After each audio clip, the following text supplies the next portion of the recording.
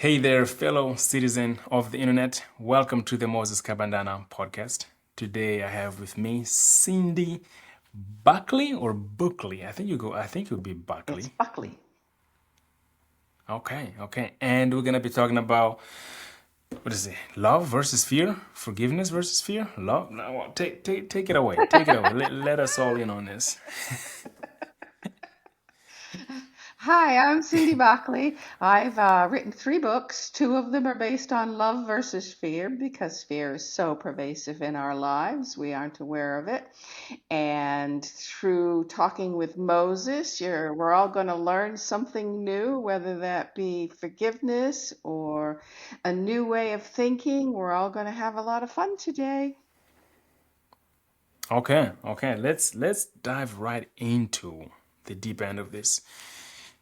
I'm gonna ask two definitions. One, what is love?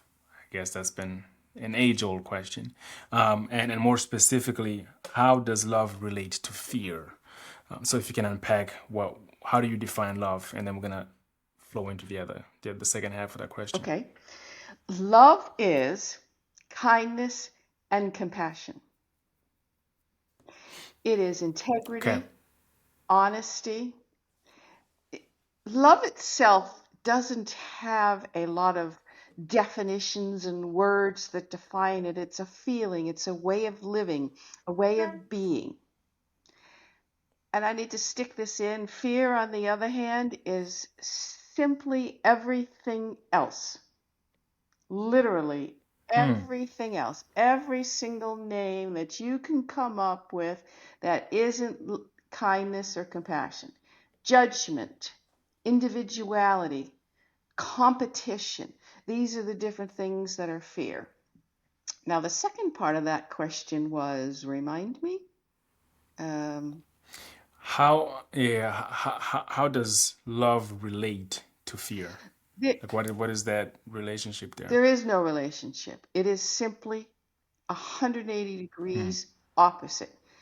You can't be love and also be fear. You are one or the other. You can never be both.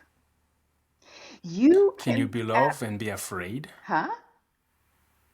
Can you be love and be afraid? No.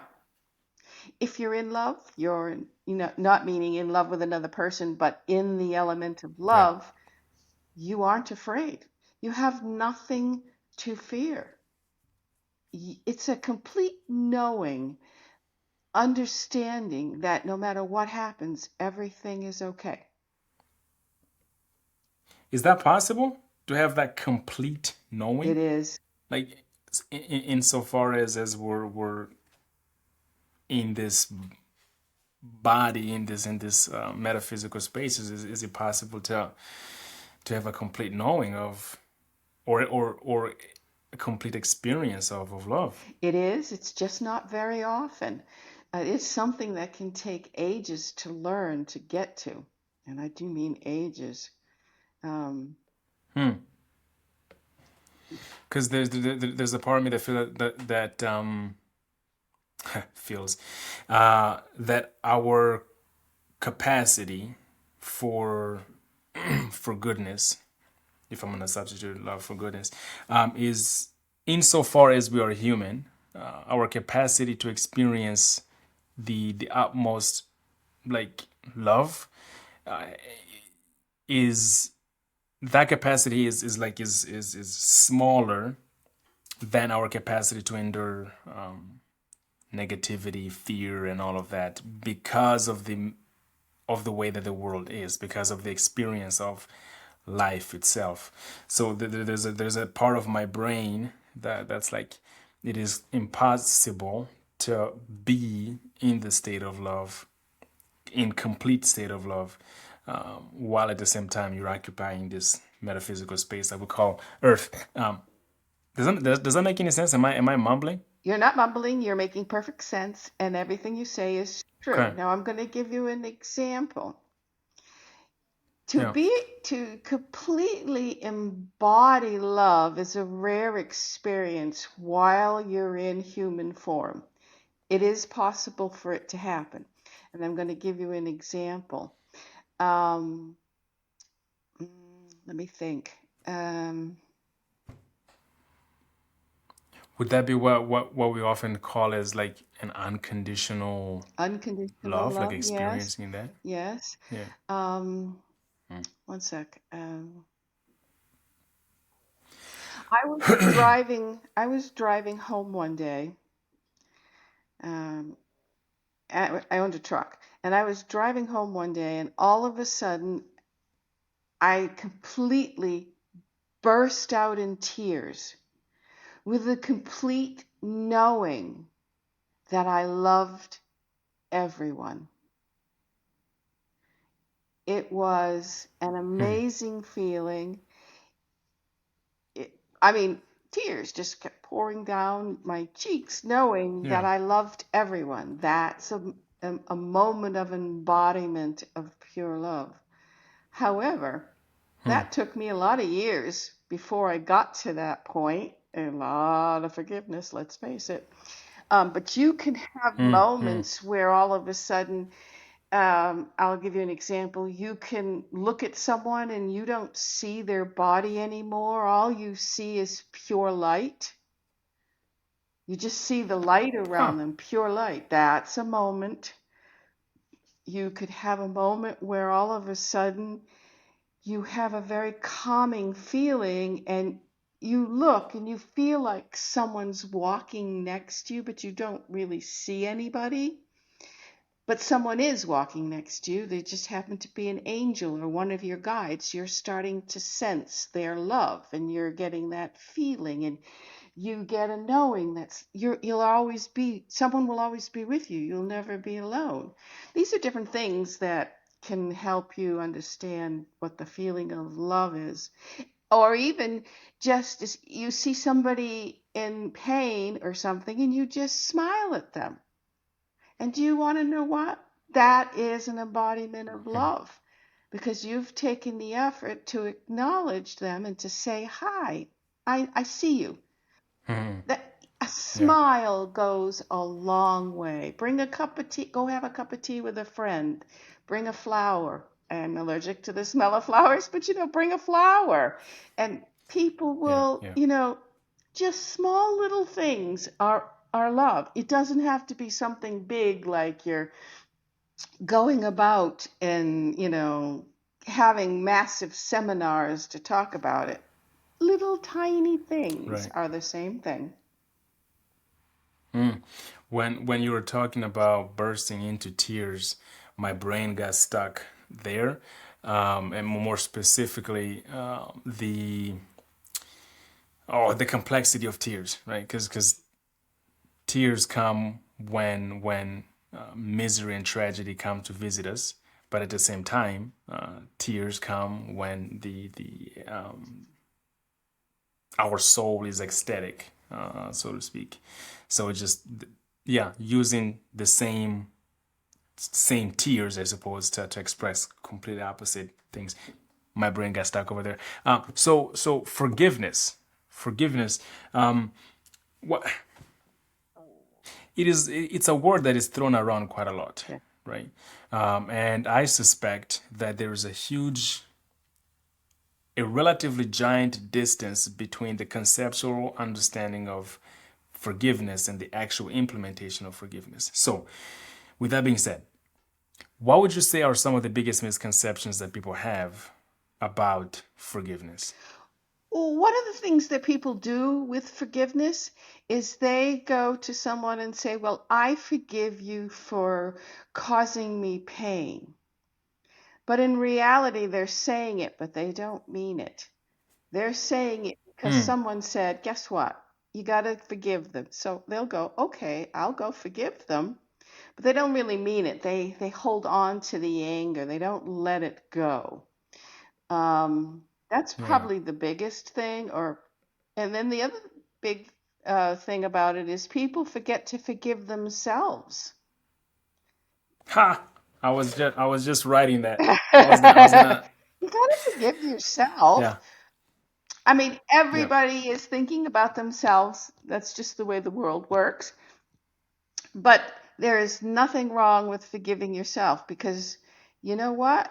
It's always about you. If someone else does something that irks you, for example, they really pissed you off, guess what? Hmm. That's a reflection of something going on inside of you. If it triggered Yeah, you, yeah, yeah. that means you have an issue, and that means you need to forgive yourself. You also need to forgive the other person, because you need to thank them and be grateful that they did something to trigger something in you to say, oh, I have something else I need to let go of. Mm-hmm. That reminds me of yeah, without going into too much detail, there was, let's say, a conflict between me and someone else. And after the conflict was, had settled down, asking for forgiveness, right? And not receiving that forgiveness, which is 100% fine, right?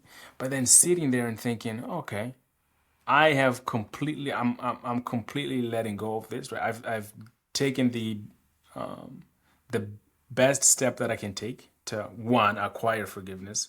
I don't deserve, right? Just because you ask for forgiveness doesn't mean that you will be forgiven, right? So it's like it's a two-way thing. That person has to be in liberty to forgive you, right?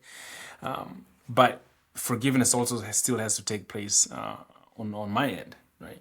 So I remember having a conversation with that person. I was like, hey, I know we had a conversation a while back, and I was asking for forgiveness. I don't know where you are in relation to that forgiveness, but I have gone and forgiven myself, not on your behalf per se, but at least for my own sake. And that did not land well, Yeah, I right? believe It didn't land well, right? it. so so it's but I was so certain that I had to forgive myself. It wasn't that I was necessarily in the wrong, is that I made the assumption that, okay, let me just assume that I am the one that is at fault, right? Independently of what's actually true.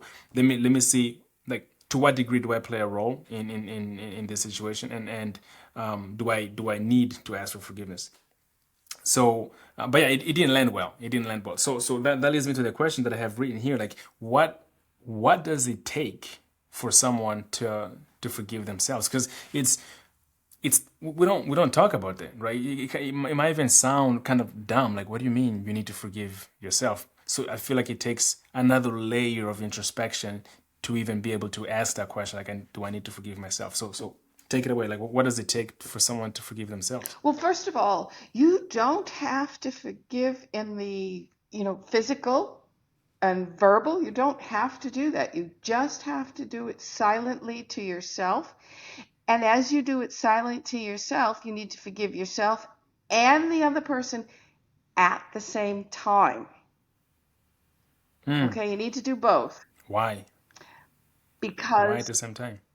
first of all, the other person is giving you an opportunity to realize that there's something not quite right about yourself, whatever that may be, that something they did triggered Hmm. you. So obviously you triggered them. It's a two-way street.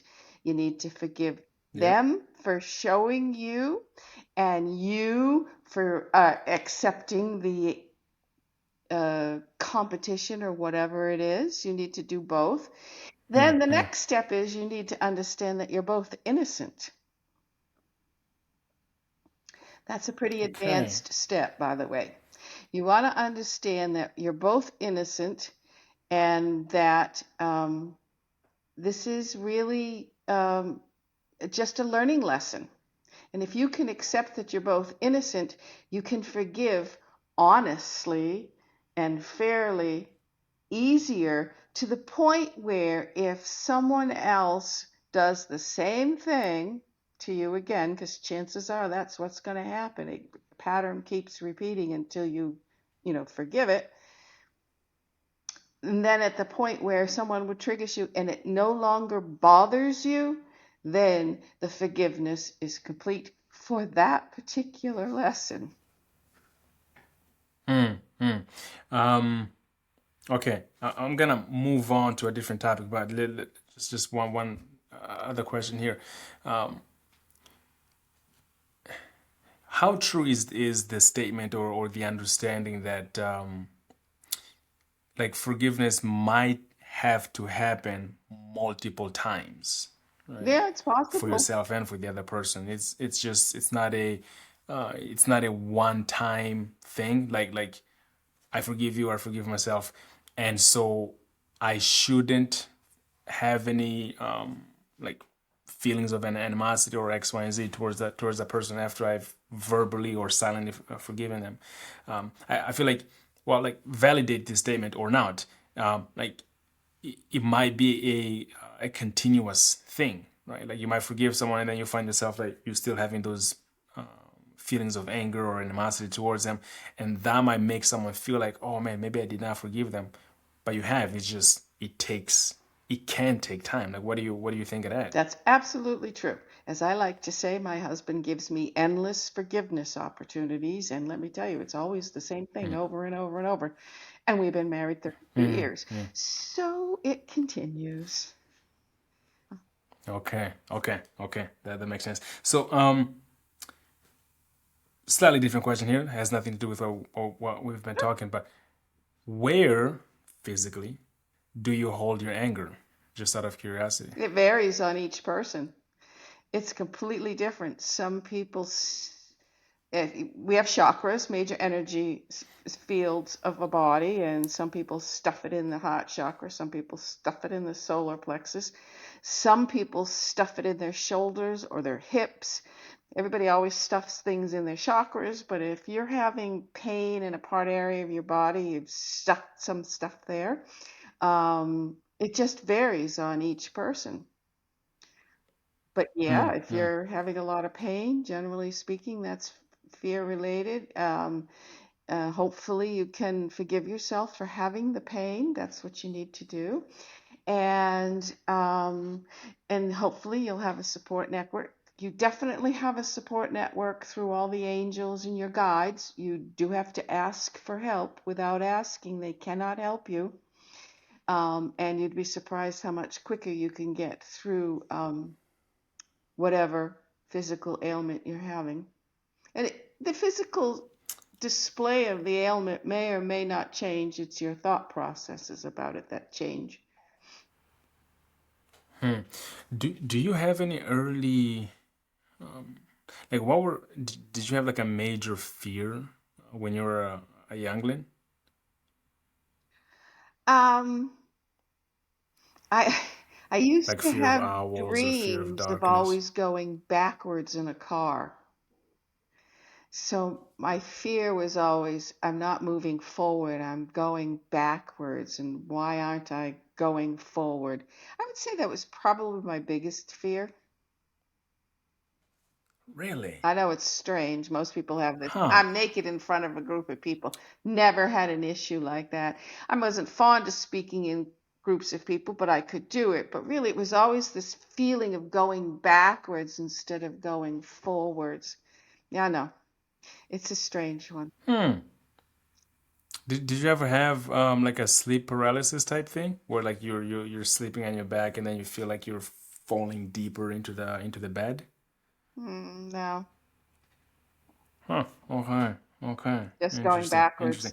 Uh, just I don't going have them backwards. anymore, by the way, but I used to. Yeah. That's huh. That's a first. That's a first. No I used to doubt. have these I used to have these dreams where I would be running, right? I would start by walking normally at a normal pace, and then the pace would pick up ever so slightly, and towards the very end of the dream, I'm running so fast that every, let's say randomly like 10 seconds or so, I would try to take a leap as I was running extra fast, and at some point that leap would turn into a flight, right? So I would, the beginning of the dream, I'm just barely walking pretty slowly. By the end of the dream, I'm basically flying, right? I run, and then I take a jump and I fly. And it was a reoccurring dream that would come over and over again throughout my childhood. And so While we're on this topic of childhood, like, did you have reoccurring dreams as a youngling, or have you had any reoccurring dreams at all? The other reoccurring dream would be drowning in water. Okay. That one you can Yeah. connect Yeah. with, right? Oh. Yeah, but drowning, yeah, I don't. Huh. Huh. Yeah, drowning. Drowning. Yeah, that comes from a number of past lifetimes where I've drowned. And obviously, I haven't resolved the issues with why I drowned. So, it seems to be a recurring theme of me. So, I'm not really a water person this lifetime. I really prefer the desert or the mountains or something away from water. Well, so you just dropped a bombshell on me. Okay. You need to let me in on this. Lifetime? What's happening? What is that? What do you mean? What do you mean in a different life? What is that? Yeah. Well, some people call it reincarnation. I don't particularly call it reincarnation. I call it just we have multiple lifetimes as we continue to learn our lessons towards enlightenment. Um, and I have a pretty good recall of numerous lifetimes, although it's not important whether you do, you don't. What is important is that all you do is resolve what's right in front of you, what's bothering you right here and now, and then the guides take care of clearing the past lifetimes. Not quite over the drowning one, by the way. The running backwards one I am, but not the drowning one. Um, Huh. yeah, we have multiple. Have you ever met someone and had an instant dislike to them? You just know. No, Yeah, if you ever meet, I've had the opposite, okay, why? where I just like instantly like them, but Yeah, okay, same thing. not I like instantly like someone. Do you know why that is? Bo. Never thought too much into it. Well, because in another lifetime you guys had a great time together, whatever that will be, whatever that was. You got along really well and you had quite a connection, part of your soul group, and you're meeting up and you're connecting again. It's very exciting.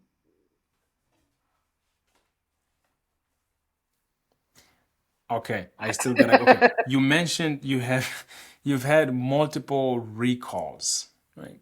Can you share with me one recall of a previous lifetime? Yeah, it was with my husband during the Salem or witch, we'll call it the Salem witch hunts back in Massachusetts Yeah. in the United States. Um, I I was a healer doing herbs, healing people with herbs, and I got branded as a witch. And at the time, they had this thing where they tie you up and then they drop you in water. And if you drowned, then you weren't a Hmm. witch. But if you didn't drown, you were a witch. I don't know. It was very Right. backwards philosophy. And my Yeah. husband was there and he did nothing to defend me. So, of course, I drowned. I went under the water. I drowned. Um, so I harbor some resentment for Hmm. number one, all those people that branded me a witch. Two, against my husband for doing nothing to stop it. I think we had two kids then, but I'm not sure about that part. And yeah, so I have to forgive him. I have to forgive myself. I have to forgive all those other people. You know, regardless of Hmm. my knowing that, um, what's important is here in this lifetime with him, knowing that's what happened. I need to forgive all the times he annoys me. Um, that's all I have to Hmm. focus Yeah. on. And the guides take care of clearing that thread of resentment that I might have, or anger, or whatever. Is it important to at any degree for someone to figure out their previous life? No, absolutely not. All you have to Okay. do, I just happen to be one of those people that has a recall and I can use it to tell a story. It doesn't matter. Even if I didn't know, all I know is he annoys me and I just have to take care of why he annoys me and Right. forgive him. And that will take Yeah. care of that lifetime, providing I remember to forgive. Because you got to remember to do it. Sometimes you get annoyed and you go, I'm just going to forget about it. You're going to stuff it somewhere in your body and you're not going to pay attention. But it comes back to you one way or another. Hmm. Hmm. I don't want to keep like hammering away at this previous life type stuff, because I've also heard multiple stories. There was this great podcast that accumulated some of the world's, I guess, well known or infamous previous life type stories. And so, but it's an area of one giant question mark that it's at the very least worth that diving into. Do you know somebody else that has a recall of the previous life? Sure. Here's the thing, though. If you're going to focus on all your other lifetimes, you're actually avoiding moving forward. You're focusing so much on the past to define today that you've forgotten what today is. You're an ego if you're focusing on the past. You aren't allowing yourself to move forward. It's a diversion tactic that's being used. Okay, that's a very good segue into like doing like a full circle into forgiveness, because forgiveness, correct me if I'm wrong, it does require looking back, right? To the degree that it's helpful, right? Helpful in the sense that it helps you move forward without carrying the resentment of the past. So what are some tools, that practical tools that people can use to revisit the past, right? In order to find the different places, that the different things or people that they need to forgive, but without dragging that past with them indefinitely into the future. Well, there's a one of the tools is to I have a saying I like to say is to say I'm always safe and protected. And you want to say that when you're upset, mad. You want to say it when you're happy as well. This will calm you down to allow you to be able to do the forgiveness. You can simply, the ideal would be to remember to do the forgiveness right away. And of course, we aren't going to all the time. So when a thought pops into your head about something someone did to you and it annoys you at that time, then do forgiveness. I have a saying that I say, which I've modified from The Disappearance of the Universe by Gary R. Renard. Um, it's a wonderful book. It's all about A Course in Miracles and forgiveness. The saying that I say, it's a little lengthy and you can modify it. I'm happy to share it if you want. But this is a Sure, sure, yeah, practical yeah. tool to use. You can say, I forgive me, myself, and the other person, you can name them, for what we have not done. We are innocent, and I join with the Holy Spirit in peace.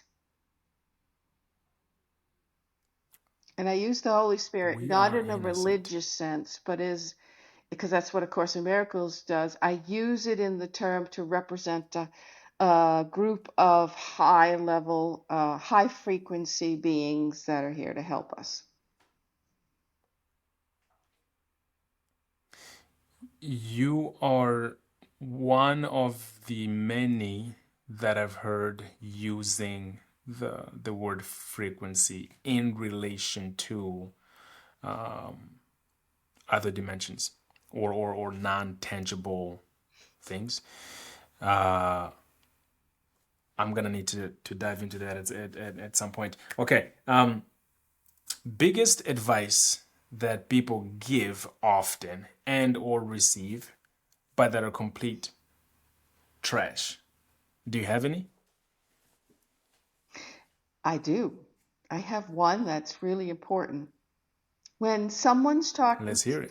well, it's very simple. When someone's talking to you and they are telling you their troubles, you ready? Do not offer advice.